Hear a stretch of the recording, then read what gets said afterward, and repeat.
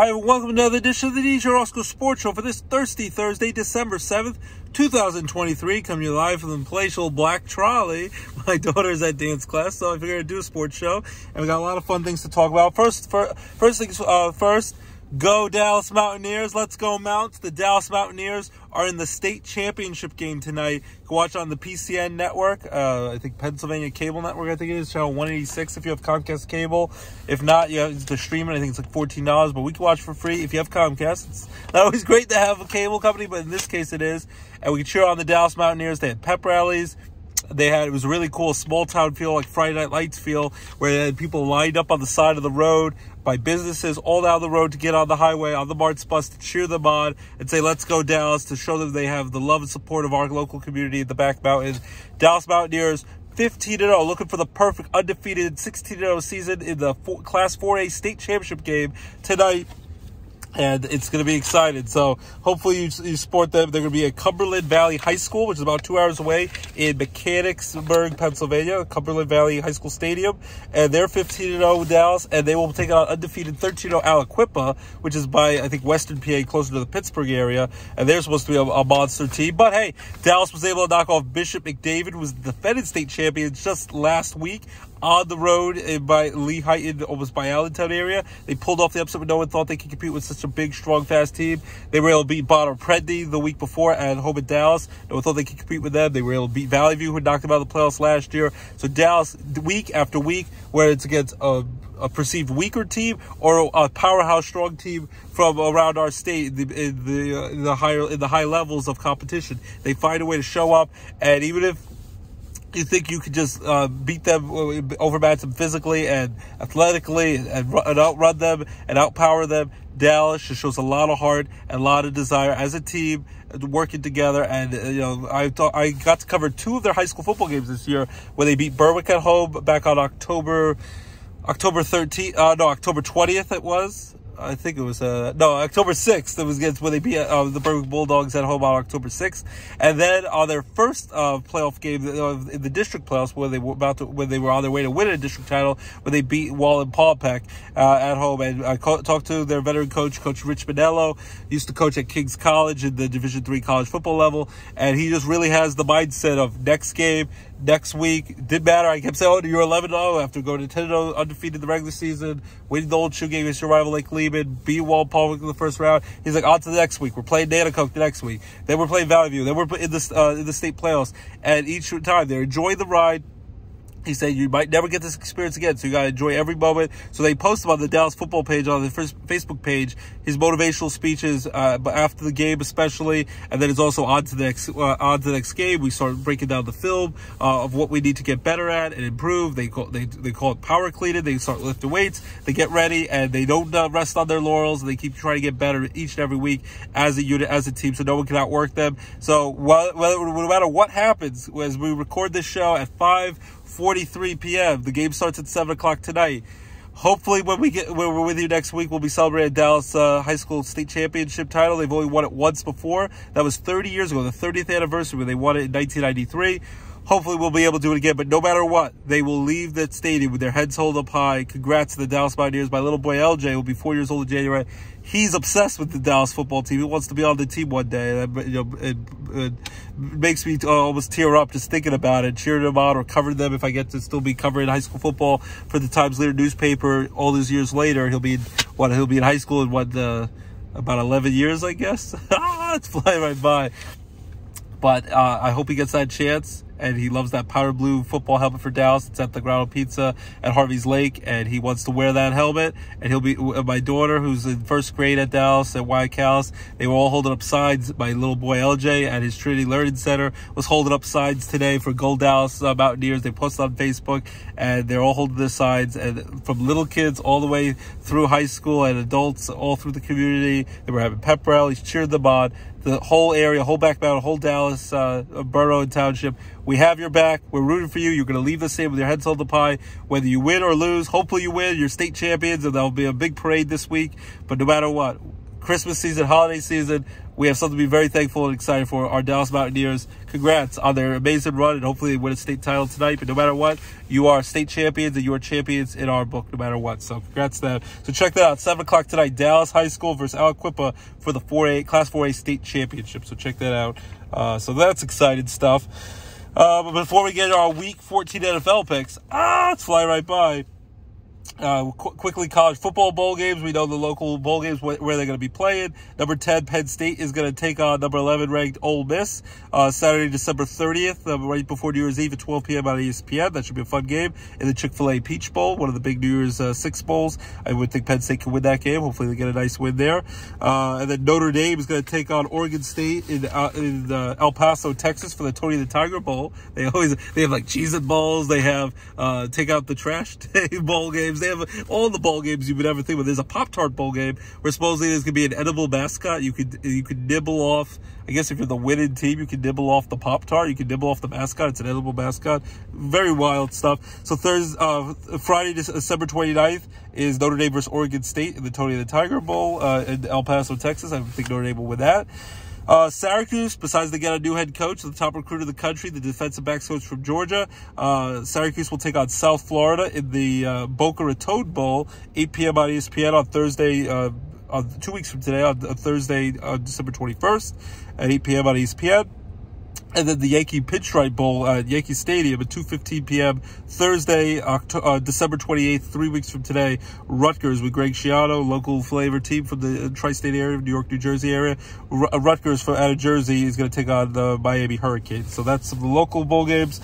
Then there's also the college football playoff. So, controversy last year, the 14-team playoff before we go to the much fairer 12-team playoff next season, which Penn State would even be in that college football playoff if that scenario happened. We're going to have in the Rose Bowl. This is going to be on New Year's Day on Monday, January 1st. Number 1 ranked Michigan. They have Jim Harbaugh come back from his suspension with the NCAA. So Mike Enemy might leave the NFL. Who knows if they can finally win a bowl game or win a national championship.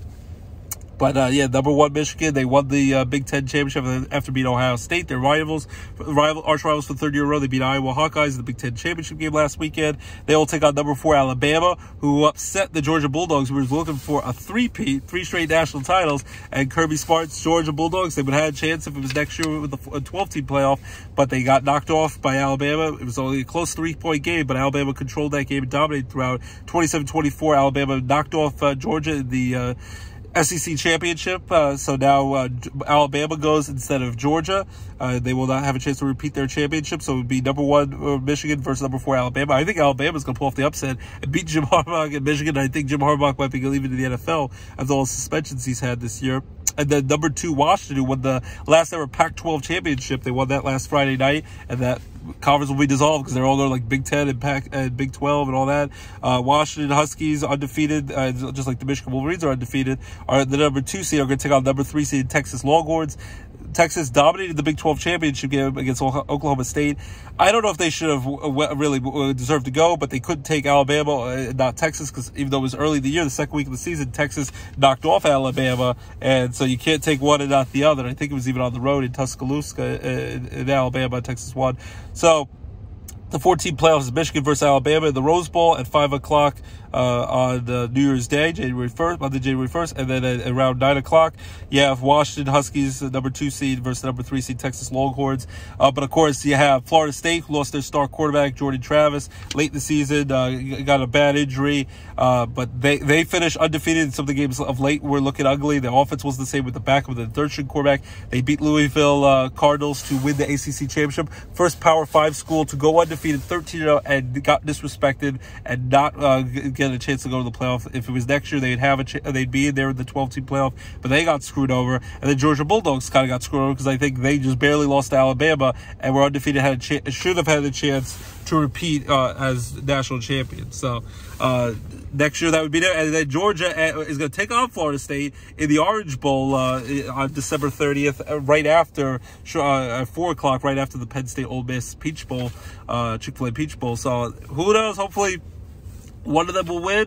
I would think Georgia Bulldogs is a little bit better, especially with the injuries at quarterback for Florida State. But Florida State wins and goes 14-0. They could be like Central Florida, UCF a few years ago, and try to declare being co-national champions, whoever wins the national championship. Right now, if I had to pick, I'm going to go with Alabama beating Michigan, and I'm going to go with Washington beating Texas, and I'm going to go with Alabama. Nick Saban found a way to get into the national title of the playoffs, and I think Alabama is going to win another national championship. I don't buy that Michigan's going to be able to win. I think they're going to fall short. Year after year, they do great in the regular season. They've beaten Ohio State 3 years in a row, and they fall short in the playoffs. Last year, they got knocked off by TCU. Everyone complained that TCU got destroyed by Georgia in the championship game last year, 65-7. But that's because Michigan got knocked off by TCU, and then Ohio State lost on that last-second field goal against Georgia last year, and Georgia crushed TCU. So Florida State, unfortunately, got screwed over. If they finish undefeated, they'll try to claim that they deserve a chance at national title. It's unfair to the kids that they lost out.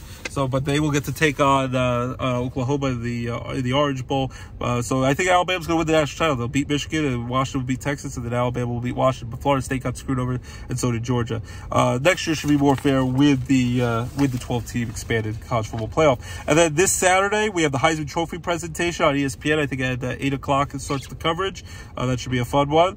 We'll see who wins, who's doing the Heisman pose in New York City on Saturday night.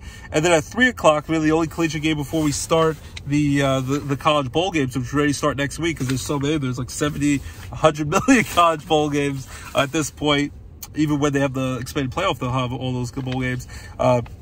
This Saturday, December 9th, 3 p.m. on CBS, and it's going to be the first time ever at Gillette Stadium, the home of the New England Patriots, who stink, and that gives me great joy. Hallelujah, hallelujah, hallelujah. After 2 decades of them dominated crushed by Jets. Jets stink, but Aaron Rodgers is hurt, but hey, at least the Patriots stink. They're 2-10, and they're playing tonight, Thursday Night Football, against my wife's Steelers in Pittsburgh, which could be a trash bowl game between Billy Zappi, the backup quarterback, replacing Mac Jones, who stinks, and Mitch Trubisky, who stinks, replacing a mediocre, but always injured, seems always injured Kenny Pickett on Thursday Night Football tonight. But yeah, it's going to be at Gillette Stadium, the home of the New England Patriots, 3 p.m.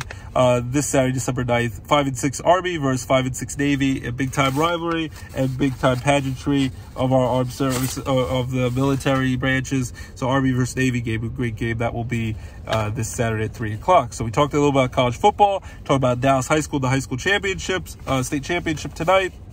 NBA in-season basketball tournament tonight. We have the Final Four in Las Vegas on tonight, and then on Saturday it wraps up. It's been fun with the different colored courts. Philadelphia 76ers won last night, but they're not in it anymore. The Knicks got knocked off by the Bucks the other night. But tonight in Vegas, it's going to be on ESPN, the first game, and then TNT, the last game. 5 p.m. It's going on right now. Pacers versus Bucks on ESPN. I think the Bucks will win with Giannis and David Lillard. And then the New Orleans Pelicans with Zion Williamson and company against LeBron James, Anthony Davis, and the Lakers, 9 p.m. on TNT. So I think the Lakers will that. And then I think Lakers-Bucks in the finals. And I'm going to go with the Bucks beating the Lakers in the finals. But Lakers knocked off the Suns and Kevin Durant to get there. So that'll be fun. If you don't win it at all, maybe LeBron James won't win another NBA title, but he'll win an in-season basketball tournament. So it's been fun. That's tonight at 5 o'clock and 9 o'clock on ESPN and TNT, respectively. And then the Baby Penguins in Wilkes-Barre. They have 2 games this weekend, Friday and Saturday night, 7 o'clock Friday night, and 6:05 at Mohegan Sun Arena at Casey Plaza on Saturday night. Baby Penguins in action with Tux and the Penguins, Waddle Waddle. Check out the Baby Penguins this weekend, Friday and Saturday in Wilkes-Barre. And then this Tuesday at Harvey's Lake Grotto Pizza, Tux, the Penguins mascot, Santa Claus, his elves, his little helpers, candy canes, Frankie the Morton, they'll all be there to celebrate the season. And that will be this upcoming Tuesday, December 12th at 6 p.m. at Harvey's Lake Grotto Pizza. So we talked some hockey. Pittsburgh Penguins had a bad loss the other night. We talked some hockey. The Flyers will play tonight against the Phoenix Coyotes in Arizona at 9 o'clock. So we talked some hockey. We talked some basketball, baseball, hot stove news, college football. Of course, we talked high school football. Baseball, hot stove news, the big news of the winter meetings. Some of it was slow moving, but it was small news with Craig Kimball, 1 year, $13 million to be the Orioles closer, as Bautista's out for the season, their closer from last year.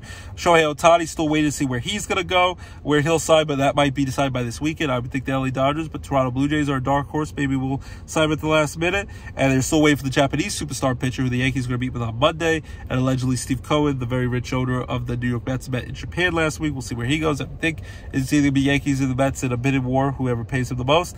But the Yankees got Alex Verdugo, surprisingly a solid player that was beloved in the Red Sox land. When I went to Fenway Park this summer against the Yankees, he was beloved. I can't believe the Red Sox would trade him to their arch rivals, the Yankees. So Alex Verdugo, 1 year until free agency. They need another outfielder.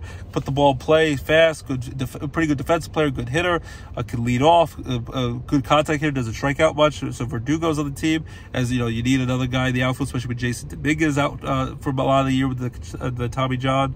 And you don't want to have Giancarlo in the outfield because you want him to be healthy, and he breaks down easily. You want his bat to do the talking. You still have Aaron Judge, and now he'll be teamed up with one of the best superstars, young sluggers in the game, only 25 years young, already a World Series champion, and they traded for the San Diego Padres, who, after winning the World Series time with the Nationals, they got Juan Soto, the superstar left-handed power hitter, but free agent at the end of the season, as Scott Boras Clyde, who's going to probably want to go to the highest bidder, so it's a little scary. Yankees gave up some top pitchers. Michael King, who was a great reliever, now looks like a terrific starter. Starting pitcher, he's going to the Padres. Kyle Higgy, a nice backup catcher who has some power. He's going to the Padres. Randy Vasquez, Johnny Brito, and a top prospect Yankee pitcher, Drew Thorpe, is going to the Padres. But the Yankees get Juan Soto, a superstar outfielder, 25 years young, to team up with Aaron Judge, give him some protection at the plate. Judge batted second, Juan Soto batted third. It's going to be exciting. Hopefully they can re-sign him long term, whether it's this season in extension or in free agency. But for now, you get him for a year, and you get Alex Verdugo to go along with it. And now hopefully they get the Japanese superstar pitcher, and the Yankees are set. They have an amazing offensive lineup. Should be if everyone stays healthy. I know that's fingers crossed. They had a lot of struggles staying healthy, and the offense was historically bad last year, but the Yankees looking good. So exciting stuff. Under the Christmas tree, got an early present. Juan Soto going to the Yankees, and Verdugo is a nice underrated pick as well. So as the Brian Cashman was flipping out on everyone just a couple weeks ago, dropping F-bombs, it's nice to see they got the deal done right at the end of the winter meetings in Nashville. So excited to see Juan Soto go to the Yankees. So a lot of exciting baseball talk. Hopefully Ohtani will sign. We can talk about that on our next show. Basketball, hockey, college football. Then we got high school football with Dallas, go Dallas. And now we have our NFL Week 14 picks. Also, I forgot to say Happy Hanukkah, as the great Adam Sandler's iconic song I posted on my Facebook page today. Put on your yarmulke. It's time for Hanukkah. It's the first night of Hanukkah. Very excited about that. So it's the Festival of Lights. Instead of one damn present, we got 8 crazy nights. So Hanukkah, first night of Hanukkah, will go all the way until next Saturday at sundown on December 16th. The first official day of Hanukkah is tomorrow, but all the Jewish holidays, growing up as a Jewish kid in Brooklyn, New York, and now in northeastern Pennsylvania, they start the night before on sundown. So congrats to all my friends and family. Happy Hanukkah. We can't wait to light the menorah. We do the electric one. We don't mess with the fireworks with little kids in the house. We spin the dreidels, the chocolate Hanukkah gelt coins. I always joke it's Jewish gelt, but Hanukkah gelt, Jewish chocolate golden coins. And my mom and the whole family, we giving out Hanukkah presents. So a lot of fun stuff. As Christmas coming up, which is great, but Hanukkah starts tonight. And speaking of that, Week 14 NFL schedule starts. So the words of the late great Heath Ledger is the Joker in the Dark Knight. I just finally showed it to my little boy LJ. He loves it. And here we go. Week 14 kicks off tonight. Thursday Night Football on Amazon Prime at 8:15 p.m. Happy Hanukkah, everyone. And we got what could be a Stinkfest matchup, but it's in Pittsburgh. New England Patriots stink 2-10 versus the 7-5 Steelers. But the Steelers at home were supposed to destroy the Cardinals last week. And Kyler Murray coming off the injuries. I can't believe how bad the Steelers played. The offense stunk. They were doing okay for a little while, but then Pickett got hurt, sprained his ankle, had to get minor surgery, but any surgery could be major. So he's going to be out for a while. Mitchell Trubisky's going to have to start. You need to have the running game be up to stuff.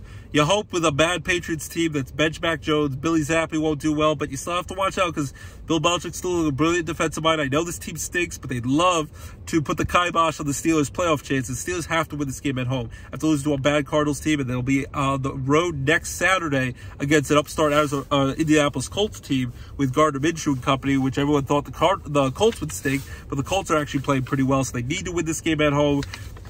Bouncing back in a big way after that bad loss at home to the Cardinals last Sunday on a short week. No Kenny Pickett, so Mitchell Trubisky, play decent, be a game manager, don't make mistakes. Najee Harris, Warren at the running game, and then you need the pass rush tandem of Alex Highsmith, TJ Watt, be a menace out there, cause turnovers, get some points. Micah Fitzpatrick's back from injury. I think he banged up again in last week's game. Cam Haywood and company. Steelers need to win. I think it's going to be an ugly game. I saw NFL memes emoji I posted where it's like two garbage cans facing off tonight. Whoever wins, we lose. The toilet bowl. But the Steelers still on the playoff hunt. And Mike Tomlin still has not had a losing record in his NFL coaching career 16 years in.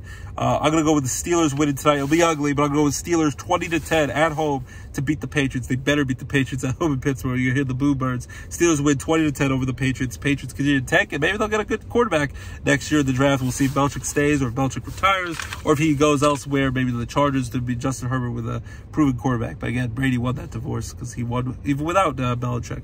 So Steelers beat the Patriots 20-10 tonight. Hopefully my wife's Steelers will win, and I'm wearing the Steelers jersey, and so is my little boy tonight, LJ.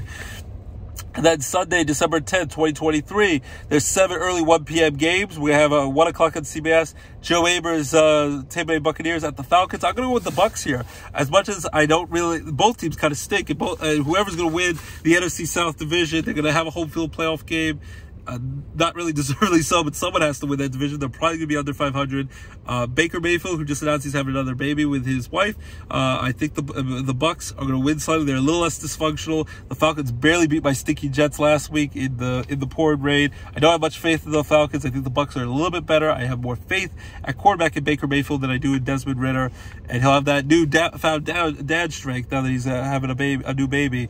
I'm going to go with the Bucs to beat the Falcons. An ugly game, but I'm going to go with 23-17. Tampa Bay wins by 6. Congrats, Joe Aver. Early Christmas gift. Bucs win 23-17 over the Falcons. 1 o'clock on Fox. Speaking of someone just had a baby, Sean McVay, great coach, offensive-minded coach with the LA Rams, at the Baltimore Ravens. Ravens coming off a bye week. They're 9-3. They're continuing to click with Lamar Jackson, all their offensive firepower, and a solid defense. I'm going to go over the Ravens here. The Rams, their young wide receivers banged up. Cooper Kupp and Matthew Stafford have battled through injuries this year, and they're playing pretty well. They're 6-6 right now, have the last NFC wildcard spot, but I think the Ravens are going to be able at home to destroy the Rams, just like they beat the Lions early in the year and other teams that thought they were going to come in there and have a chance. I'm going to go with the Ravens to crush the Rams. I'm going to go with 38-13. They win by 25 points. Baltimore at home. Lions at the Chicago Bears. The Bears, 1 o'clock on Fox. And as much as at times Justin Fields at quarterback, and they're going to probably get the #1 pick from the Carolina Panthers, and they're probably going to replace Justin Fields at quarterback. He shows some flashes, but he's inconsistent. DJ Moore's a quad player, but the Bears aren't good enough here. The Lions, as long as they don't underestimate their opponent, the Lions are going to face their NFC North rivals on the road in Chicago. It's probably going to be a cold game out there, but Jared Goff and the Lions and Dan Campbell motivated that team. Too strong offensively, defensively. Lions are going to beat up on the Bears. I'll go, and they'll put up some points. I'll go with 42-10. They crushed them by 32 points on the road in Chicago. Lions win bigly. 1 o'clock on CBS. The Colts, who are 7-5, surprising all these teams, at the Cincinnati Bengals, who shocked the world, beating the Jaguars on Monday Night Football. Playoffs, maybe, even with Joe Burrow out for the season with the season-ended wrist surgery, which was a disappointed loss. But their back court played pretty well, and then unfortunately Trevor Lawrence is now banged up with a high ankle sprain, kind of like Kenny Pickett, so he'll be out for a while. But at least it's not broken; it's better than what it could have been. Colts at Bengals. I'm gonna actually go with the Colts here. I'm trying to think. Should I go? No, I'm actually going to switch it. I'm going to the Bengals here. The Colts, as well as they've been playing, and I like Gardner Minshew, and the Colts are doing a decent job. Jonathan Taylor, when he's healthy, is pretty good. I think the Bengals at home are going to be able to feed off their young backup quarterback, who's played pretty well now since now he had a week to prepare. Beat the Jaguars, put up some big numbers with their overtime win on Monday Night Football. At home in Cincinnati, still has Jamar Chase at receiver. I think the Bengals are going to still stay in this playoff hunt, even though I don't necessarily think they're going to the playoffs. But even without Joe Burrow and company, Joe Burrow's still on the sidelines, very much involved, rooted on his team. I'm going to go with the Bengals to beat the Colts. Ugly game. I'll go 23-20. Bengals win at home by 3. 1 o'clock on CBS. This is a tough one to call. It's going to be two backup quarterbacks going head-to-head. You might have Joe Flacco again. Now the DTR is hurt, was hurt with the concussion last week, and Deshaun Watson's out for the season. And then you have the Jaguars with Trevor Lawrence, high ankle sprain. He's going to be out for a while. This one's a tough one to call. I'm actually going to go with... I don't know. This one's really I'm going to go with the Jaguars here, but I'm not fully confident in them. I'm going to go with the Jaguars win an ugly game. I'll go with 20-17. Jaguars win by 3, but it's tough because they go on the road to Cleveland. Cleveland has a strong defense, even though I know Myles Garrett's been banged up. Joe Flacco did a decent job at quarterback, but the LA Rams crushed them last week. I just think the Browns, without Deshaun Watson, are going to be so bad offensively. The Jaguars, without Trevor Lawrence, are going to struggle, but not as bad as the Browns. So it's less than 2 evils. I'm going to say the Jaguars win an ugly, close game. If Trevor Lawrence was healthy, I think the Jaguars blow them out by at least 3 touchdowns. Jaguars, better organization right now, and I trust their coach a little bit more, Doug Peterson, former Super Bowl champion. I'm going to go with the Jaguars, 20-17 on the road against the Browns. 1 o'clock on Fox, the Carolina Panthers continue to stick up the joint. They've already fired their coach after just 10 weeks. And the Panthers, they fought the Bucs hard last week. And Bryce Young, their number 1 pick, still struggling. He's going to go on the road against the New Orleans Saints. Saints aren't playing very well. Derek Carr's been banged up. They've been struggling. But I'm going to go with the Saints at home. Can't underestimate the Panthers, but they still are playing in the playoff hunt. You're not going to get in as a wild card in that crappy NFC North and that NFC South. But whoever wins that division is probably going to be under 500 and sneak in and get a home playoff game. But I think the Saints will find a way to beat the Panthers. Ugly game, but I'll go with the Saints. 23-13. They pull away at the end. They win by 10 points at home in New Orleans. 1 o'clock on Fox. Saints win 23-13. Then the last of the early 1 o'clock games on CBS. The Texans at the New York Stinky Jets. Jets, Jets. And guess who's back from the scrap dumpster heap?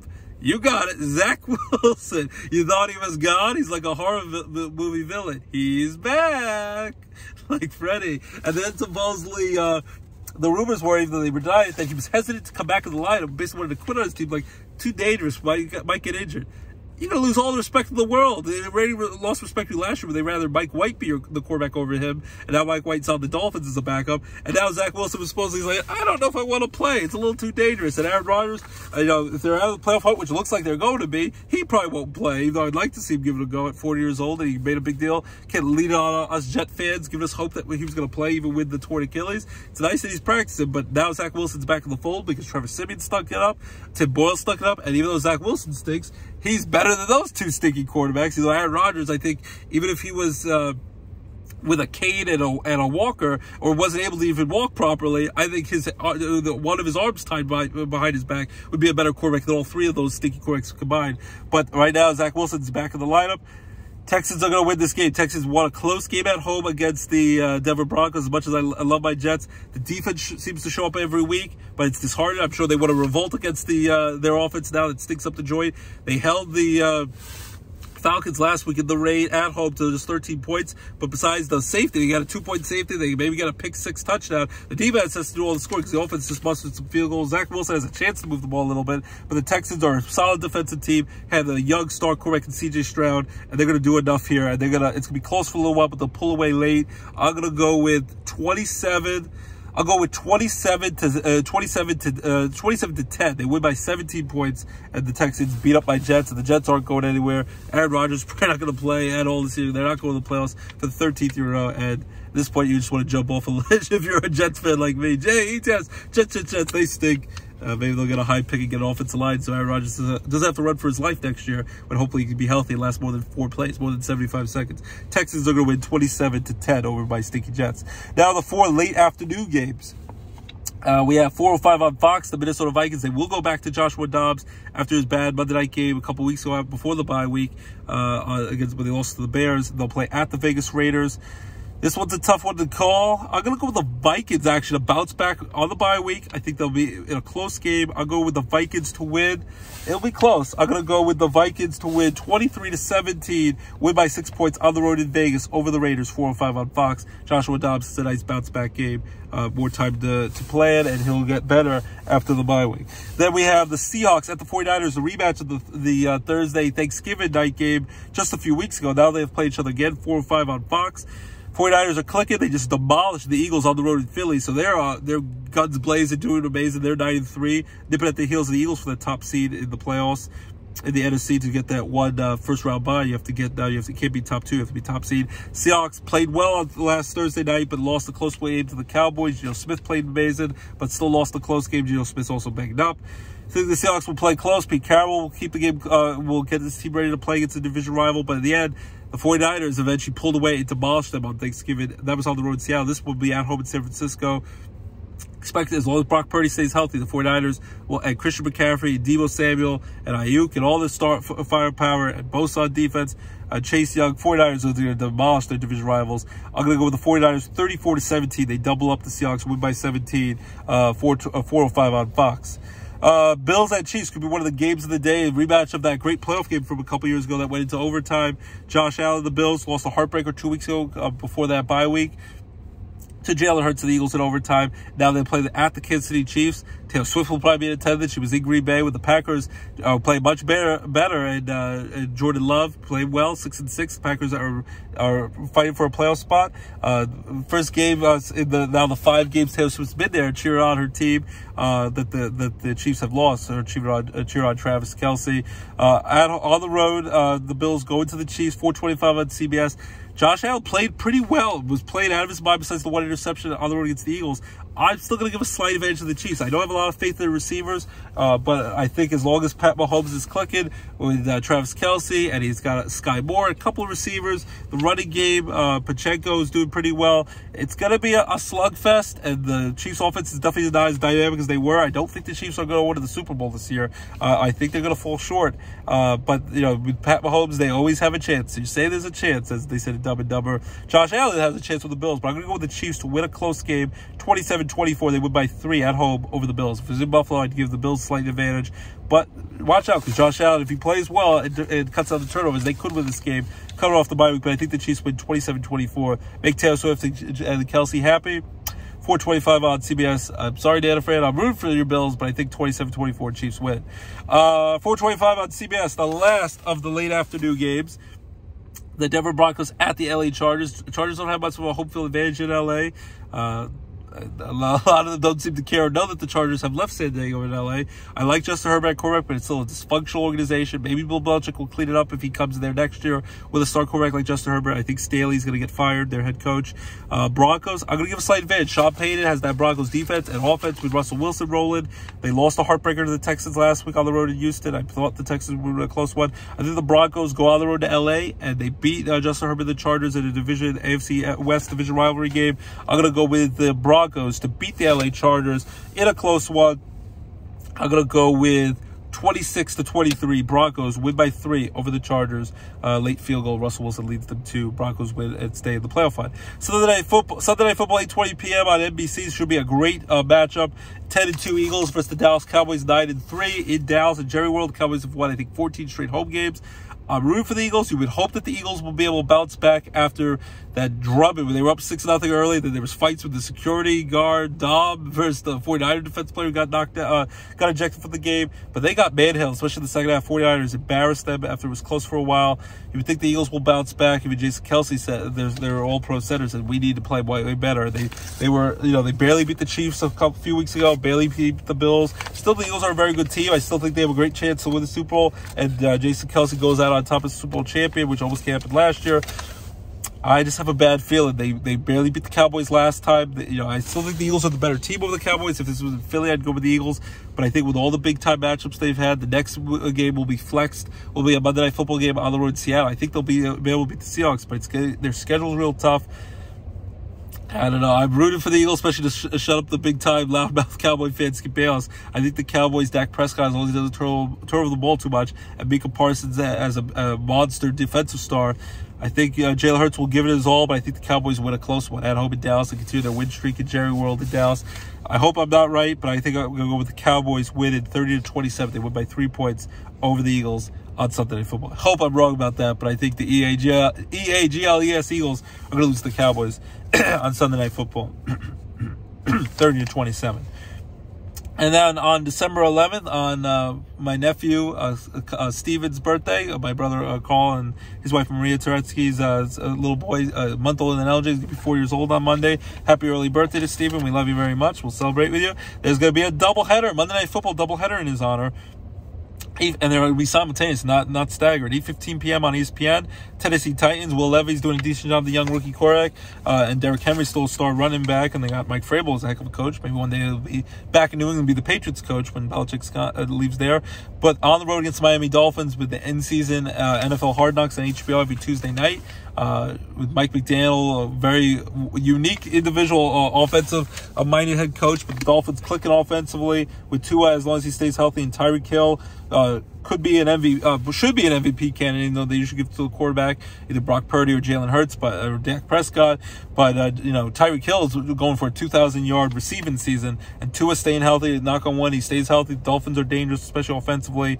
Dolphins 9-3. They crushed Washington last week. They'll crush the Titans this week at home in Miami, unless they totally overlook them. Improved to 10-3. Dolphins are going to win. I'm going to go with Dolphins 37-13. They crushed them by 24 points at home in Miami. And then at the same time, they'll have 8:15 p.m. on ABC. The Packers playing much better football with Jordan Love and company, 6-6. At the New York Giants, 4-8. And even though Tyrod Taylor could come back, they're going to stick with Tommy DeVito doing the Italian soprano kind of catchy things with his hands. I don't know what that's about, but it's fun. Tommy DeVito, the former Syracuse quarterback, doing well. His dad is a beloved figure at these Giants games, so it's exciting to see, even with the injuries with Daniel Jones. They have some hope, and Saquon Barkley, the nominee for Walter Payton Man of the Year award, is out there, but Tommy DeVito's been fun to watch. They're off the bye week, have to win 2 games in a row against Washington, the stinky Patriots. At home, and MetLife Stadium, and he's not been turning over the ball, Tommy DeVito. I think the Giants will keep it close for a while. But I think the Packers, especially offensively, Jordan Love is getting a lot more confident out there, and LaFleur has their head coach has had this team ready to play. Has been undefeated in his tenure in December, even though it was mostly with Aaron Rodgers there. I think the Packers are going to win the game. They'll pull away in the second half. I'm going to go with 27-13 Packers over the Giants to prove to 7-6 and have a great chance to make the playoffs in the NFC over the Giants, 27-13. And the 2 teams that are off with bye weeks are the Arizona Cardinals, and who came off the impressive upset win on the road against the Steelers last week, and the Washington Commanders, who got destroyed by the Miami Dolphins last week. So Cardinals and Washington are the 2 teams that are off with bye weeks. So again, my week 14 NFL picks starting tonight: Steelers over the Patriots, Bucks over the Falcons. Congrats, Joe Aber. Ravens crushed the Rams bigly. Lions destroy the Bears. Bengals win a close one over the Colts. Jaguars win a close one over the Browns. Saints over the Panthers. Texans destroy my JTS Jets. Vikings over the Raiders. 49ers destroy the Seahawks. Chiefs win a close one over the Bills. Broncos beat the LA Chargers. Cowboys win a close one over the Eagles, even though I hope I'm wrong about that. Dolphins beat the Titans. They dismantle them. Packers crushed the Giants by 2 touchdowns late. So those are my Week 14 NFL picks. Take 2 gum in the morning. It's not to do my things that nature. C is for cookie. That's good enough for me. Cookie starts with C. Cookie starts with C. Cookie Monster and Schwarzenegger. Hasta la vista, baby. This is not the Duma. It's that nature. They all sound the same. Cookie Monster, also Schwarzenegger sound exactly the same when I do the impersonation. But we'd love to hear from you. Agree or disagree with my Week 14 NFL picks. We'd love to hear from you. DJ Roscoe Sports Show. Hit us up on Facebook as we post the show. Before I wrap things up, again, happy Hanukkah. Enjoy, go Dallas, win the state championship. You're winners no matter what.